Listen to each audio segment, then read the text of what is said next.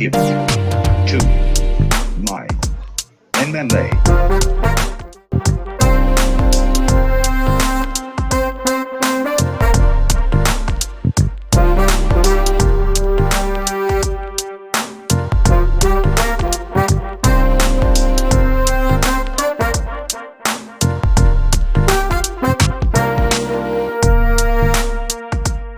Crazy. Insane.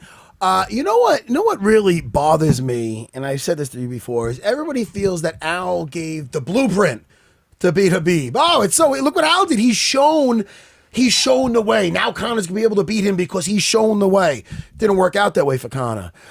No offense to Dustin, the same thing. Oh, but look, now we know the blueprint. Look what Al Iaquinta did.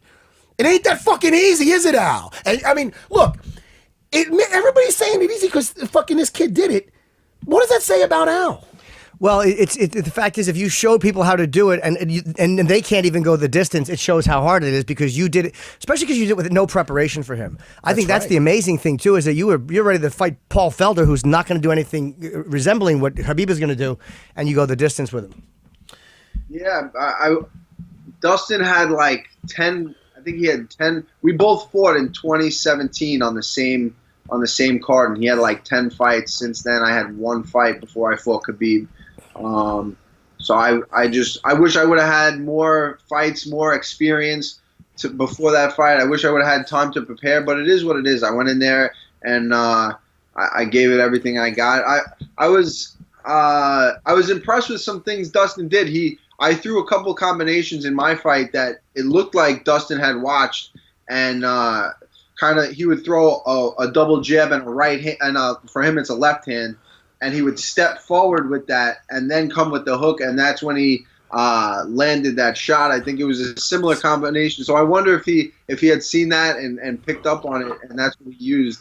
But then the guillotine it looked like it was somewhat tight. I think Khabib was not strong. I don't know. I think he has been there before, and he stayed calm, and he kind of knew he was struggling a little bit, but I don't think it was as tight. Everyone at McCann's we were at McCann's bar right here. The place was packed, and everyone was oohing and on when he locked up. But it looked like once Khabib got out of that, the momentum just switched, and Poirier kind of he blew his load and wanted to get out of there. Let me tell you, that guillotine, I was the second row. I was facing exactly where it was, tight as fuck. It was. Al, I'm telling you, I swear to God, I thought, because Khabib was trying to pass still, like, towards where it was, towards the side of the head being trapped.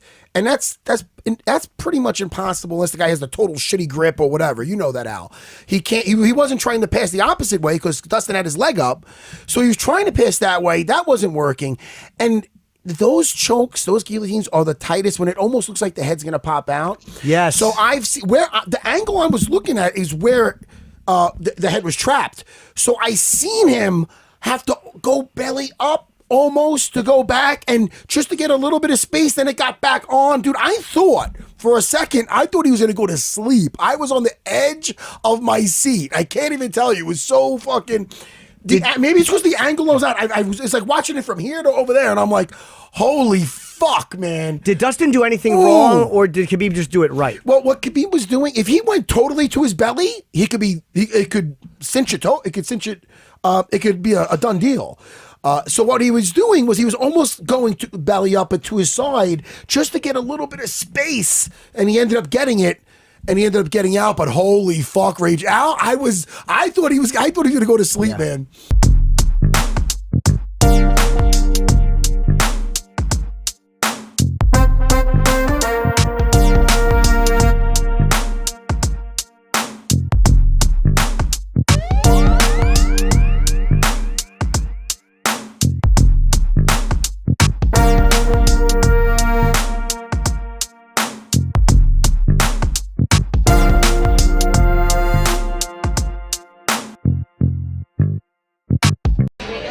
Thank you everybody for the congratulations and the well wishes. We're at the airport about to take some shots and take off, bitch, to Paragon.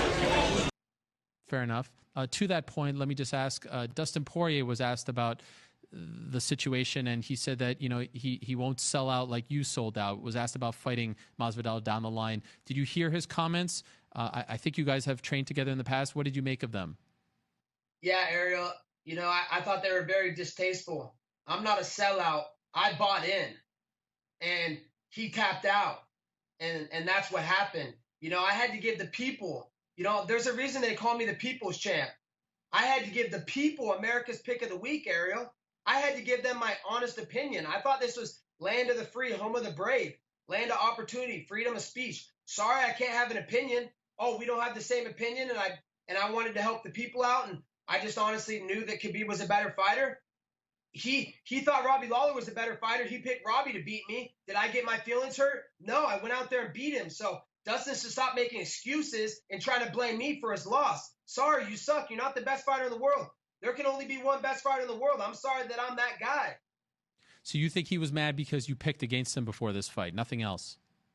Yeah, 100%. That's the only reason, because I picked against him, and it's just, I don't know why he's acting like a childish little kid. He should get a sponsor from Kleenex with that Emmy award-winning act in the post-fight press conference, crying, "Oh, my dream, blah blah blah." So, me and Dustin, we haven't trained together in a long time, at least a year or two, and we haven't been friends in the gym. Yeah, he trains at the same team, American Top Team, and I'm thankful for this gym. I'm thankful for Dan Lambert and everything he does for us. But everybody knows this is an individual sport. Everybody knows we're independent contractors. So I'm out to get mine, and just like I said before, I'm not here to make friends. I'm here to make money. Greetings, nerds and virgins. America's Champ is back with America's Pick of the Week, brought to you by MyBookie.ag. I'm out here with the Queen of Chaos, and I got a question for her. Babe, who do you like this weekend? The same person I like every day. You. Truth is a force in nature, but enough about us. We want to help the people, and we want to make your bank accounts great again this weekend in the UFC 242 main event pick. And like I always tell you guys, I'm not here to make friends. I'm here to make money. So go pound that Khabib money line, because Dustin can't stuff a nosebleed. How's he going to stuff a takedown? I was surprised the fight was not more competitive. It's weird because I was surprised, but yet, in hindsight, you're like, he just did what he did. I just thought that, look, Poirier's a great kid. He's athletic. He's on a roll. Mentally, he looked like he was in a good spot. But, you had time to look at this guy now and train for him. I did expect more. And the worst thing to me, and who's I'm blanking on his name. Who's the guy I like that does the corner commentary that wasn't there again? Trevor Whitman. Denver. Trevor. I mean, he's missing a couple of these are some big fights between DC and in between rounds when Dustin Poirier goes to his corner, I can't get this guy off me. I go, man, the fight's over. You could see he was already breaking. Yeah. And again, he's a great kid. It's not a knock. I'm just analyzing what I saw. And I said, the next time this guy hits any adversity, he's got to probably check out. He's, because he ends up in the third round. He can't get him off him again. In his head, I think it's when is this shit going to end? And again, people, you could hate me, whatever. I mean, I love my guys, but I got to tell you, man, you're talking about you had time to train 5 rounds. You had to know that was going to happen in the first 2. You had to at least, look like they worked on hitting the switch and a couple other things. I thought Mike Brown did a good job telling them. He said you have to hold on to the leg or whatever he said, but at least he was addressing something.